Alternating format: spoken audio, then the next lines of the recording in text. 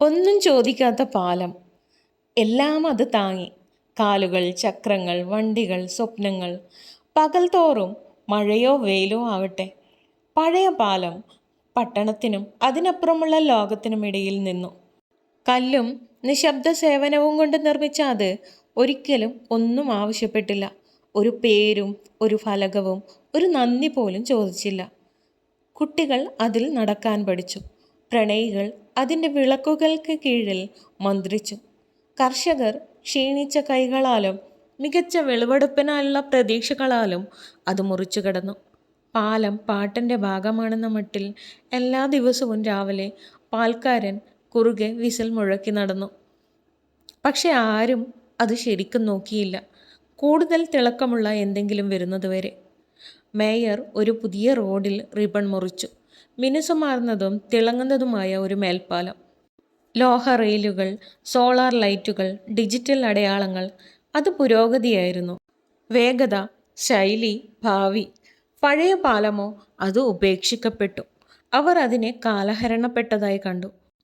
ശ്രദ്ധിക്കപ്പെടാൻ കഴിയാത്തത്ര വിനീതമായി വിണ്ടുകീറി അത് നിന്നു. താമസിയാതെ ആളുകൾ അത് ഉപയോഗിക്കുന്നത് പൂർണ്ണമായി നിർത്തി. അതിൻ്റെ കല്ലുകൾക്കിടയിൽ പുല്ല് വളരാൻ തുടങ്ങി. വിളക്കുകൾ പ്രകാശിക്കുന്നത് നിർത്തി. പാട്ടുകൾ പ്രതിധ്വനിക്കുന്നത് നിർത്തി. പക്ഷെ പാലം പരാതി പറഞ്ഞില്ല. ശ്രദ്ധിക്കപ്പെടാൻ അതൊരിക്കലും ആഗ്രഹിച്ചിരുന്നില്ല. പിന്നെ ഒരു ദിവസം ആകാശം പൊട്ടിപ്പുറപ്പെട്ടു. മഴ മാത്രമല്ല, കോപം. വായുവിനെ വളച്ചൊടിക്കുന്ന ഒരു കൊടുങ്കാറ്റ് വളരെ ഉച്ചത്തിലുണ്ടായിരുന്നു. അഭിമാനവും പരീക്ഷിക്കപ്പെടാത്തതുമായ പുതിയ മേൽപ്പാലം വിറച്ചു. ഒരു ഭയാനകമായ നിമിഷത്തിൽ അത് വീണു. മെറ്റൽ അലറി. ലൈറ്റുകൾ തകർന്നു. ഒരു പട്ടണം ശ്വാസം മുട്ടി. റോഡ് അടച്ചു. അതുപോലെ ഭാവിക്ക് മുന്നോട്ടു പോകാൻ ഒരു വഴിയുമില്ലായിരുന്നു. ജനങ്ങൾ പരിഭ്രാന്തരായി. നമ്മൾ എങ്ങനെ ആസ്പത്രിയിലെത്തും? സ്കൂൾ? എൻ്റെ അമ്മ നദിക്കക്കരെയാണ് പോകുന്നത്. നിശബ്ദത. പിന്നെ ആരോ മന്ത്രിച്ചു. പഴയ പാലം.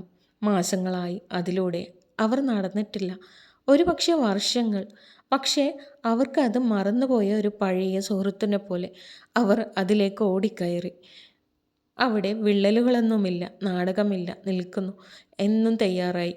നഗ്നമായ കാലുകളും കണ്ണുനീർ നിറഞ്ഞ ഹൃദയങ്ങളുമായി ആളുകൾ അത് മുറിച്ചു നടന്നു. പാൽക്കാരൻ വീണ്ടും നടന്നു.